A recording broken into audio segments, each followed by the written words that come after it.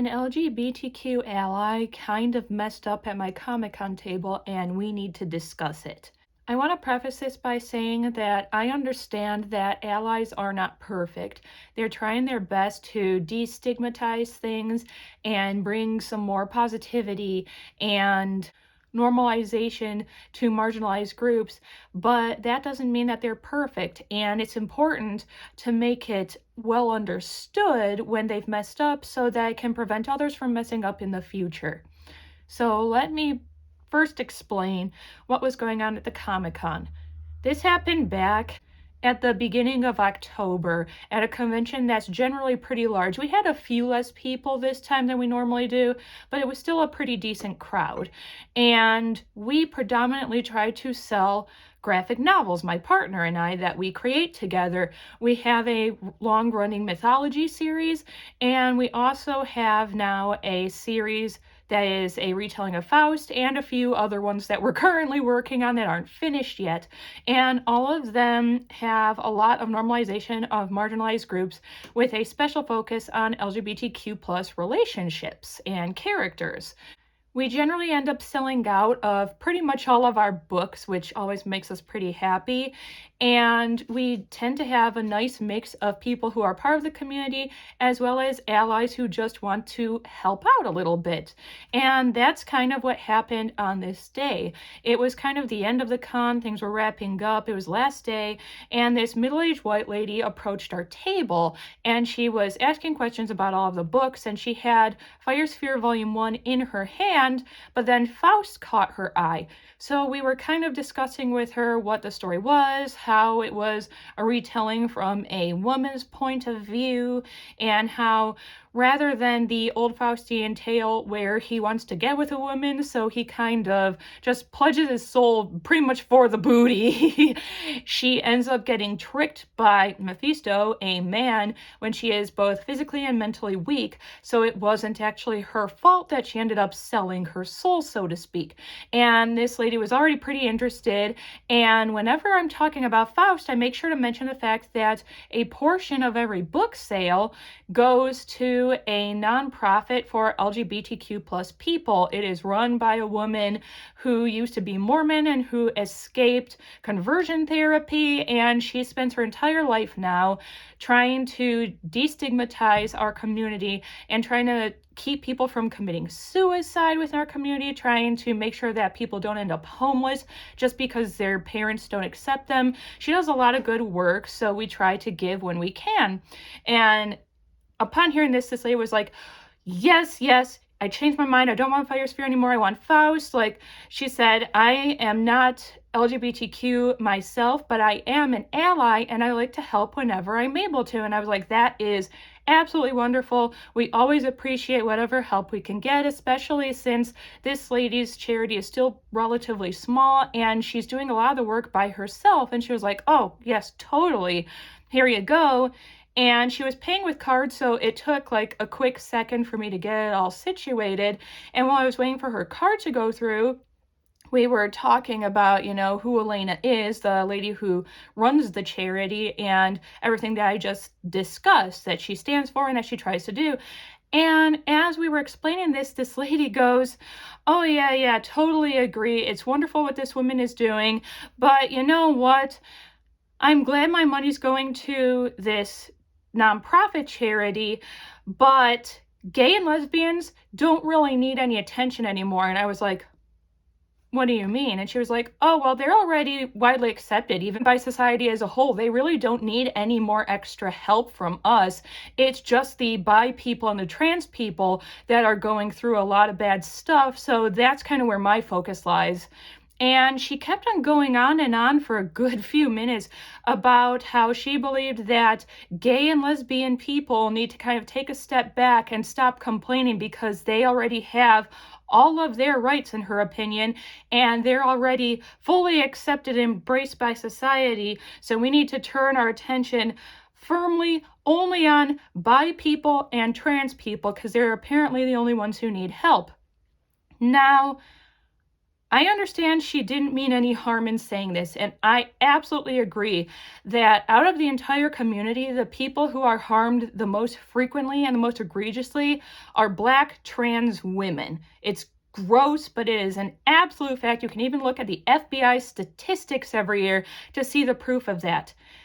And bi-erasure is a very real thing. It's a horrible thing. It's a hateful thing that even happens within our own community, same as the trans and non-binary erasure. These are very real problems, and I do agree that those groups need a little bit of extra focus. However, gay and lesbian people do not have it anywhere even close to easy in this country or any country for that matter. Gay and lesbian people still are denied several rights in the United States and are constantly still being kicked out of their homes for just being who they are or loving who they love. They're still constantly being treated like crap by their coworkers or harassed by people in their churches, made to choose between their religion and just feeling comfortable and safe. And these things are not okay. And apart from everything I just said, the other thing that really bothered me about what she said is the fact that she claimed to be an ally. And I understand sometimes it's difficult to get all the correct information about a marginalized group. Sometimes there's conflicting information, sometimes there's infighting in that group, and sometimes as an ally, you're not really sure whose voice you're supposed to be listening to more. That's fine. Sometimes you need some guidance. But as an ally, you can't have your hand held all the time. Sometimes you need to do the work by yourself. You need to actually take the time to do your own research, to look up your own statistics and videos and whatever you need in order to learn. And that's the thing. She didn't even need to look that far to understand that what she believed is wrong. All she had to do was put a hashtag in literally any social media platform, and she would have immediately seen floods of gay and lesbian youth who have been kicked out of their home and are now crying and trying to set up a GoFundMe because they have nowhere to go and they're going to be sleeping on the streets and they're afraid they're going to be murdered or something that night.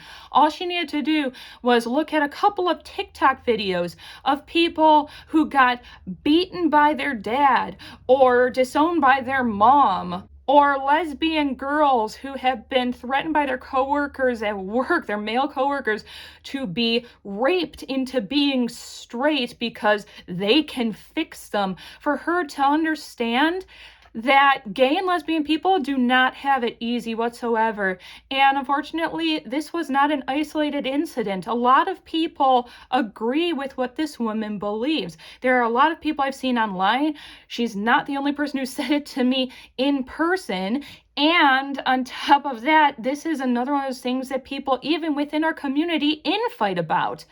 Everyone's always arguing about which part of LGBTQ plus has it easy and which ones have it hard, and that these people deserve more attention than these people. And it's like, no, we're all struggling. We all need some help. I do not label myself as gay or lesbian at all. I am part of the LGBTQ plus community, and so is my partner, but neither of us is lesbian or gay, and I still understand that this was wrong. Statistics are out there. There's still basically no rights in this country. Yes, it has become a little bit more normalized.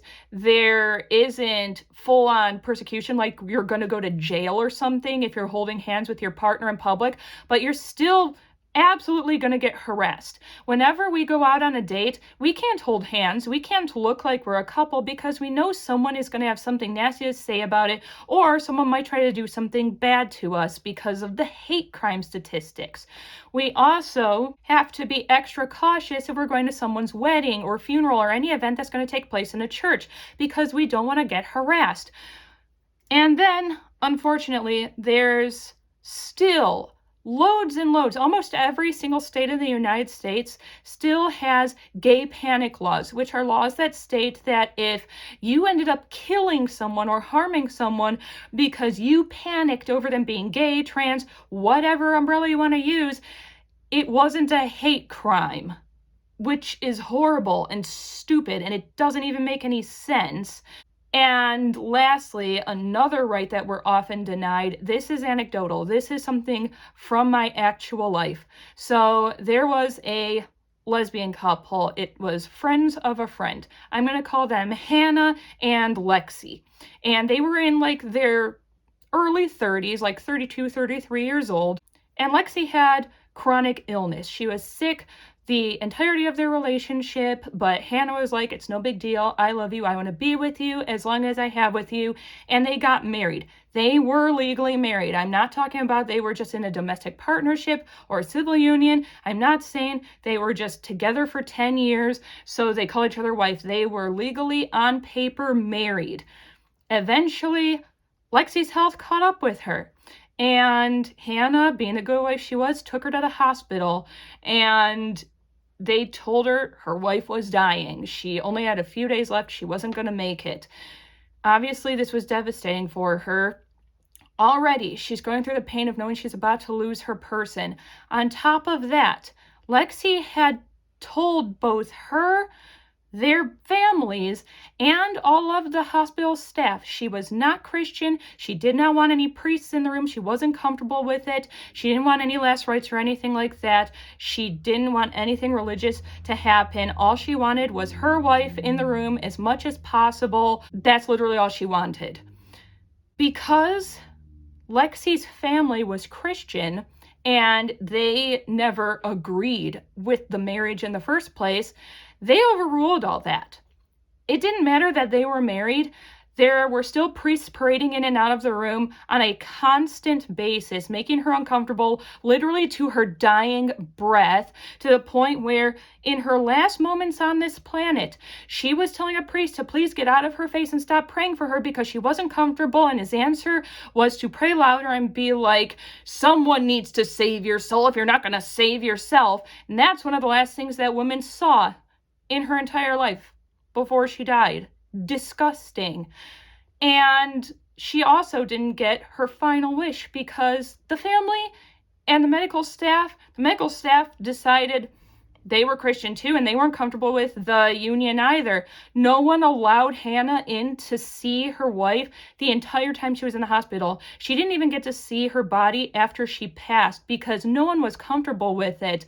And even though they were legally on paper married with a marriage certificate, that was allowed to be overruled because of the fucking family. And it's not the only time this has happened. Watch Bridegroom. It's horrifying. It happens all the time. People can just override your marriage because they decide that they're not religiously comfortable with you being together. And the idea of that, frankly, terrifies me. It scares me to death that I constantly just get randomly sick and have to go to the hospital sometimes, and that if I am out somewhere in an area that I'm not familiar with, like at a Comic-Con or something, and I suddenly have to go to the hospital, she could be denied entry and she could be denied any rights to, help give me whatever I need because someone on the hospital staff decides they don't agree with us being together.